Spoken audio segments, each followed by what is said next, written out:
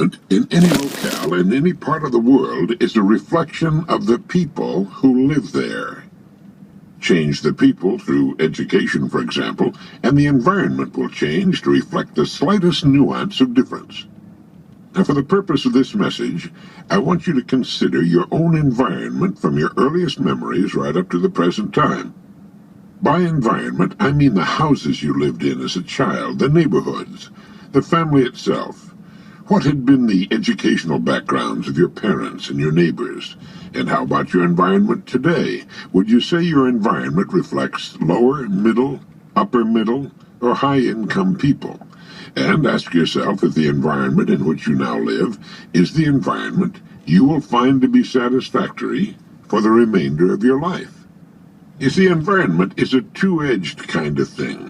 While environment is a reflection of the people, our attitudes are conditioned and reinforced by the environment. Let's look at a couple of examples. A business executive leaves his home to go to the office. It's early summer and a beautiful morning. He drives his car, which receives regular washing, out of the garage, sweeps down the drive to the street, and turns toward town. On both sides of the street, fine homes can be seen, their lawns and landscaping well cared for, their paint bright, windows sparkling clean in the early morning light. Our business executive drinks in the sight.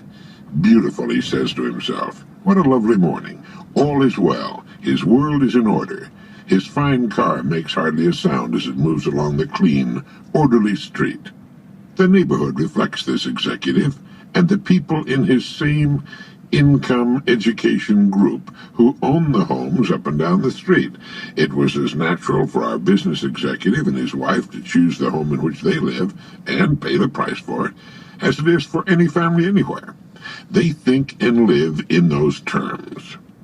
The neighborhood reflects them, their education and aspirations, their level of accomplishment, and costs them no more from a percentage of income standpoint than do the homes and neighborhoods of anyone else in the country. And this is important.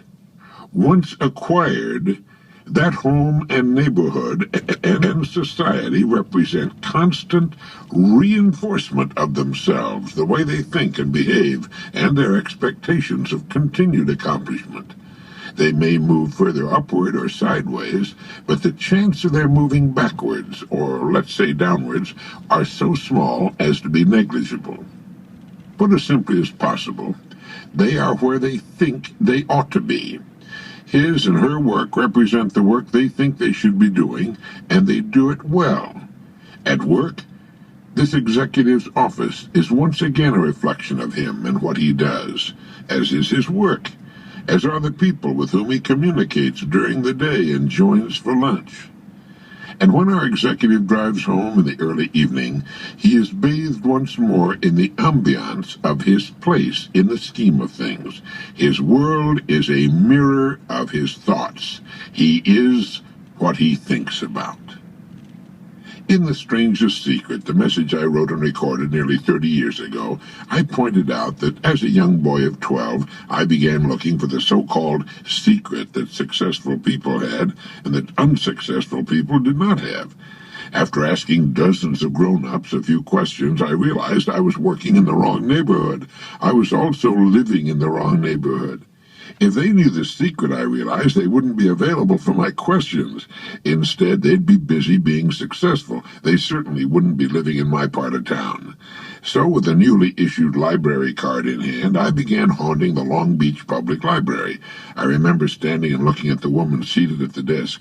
She would stamp books out, occasionally smile at someone, and make suggestions as to where the books they were looking for could be found.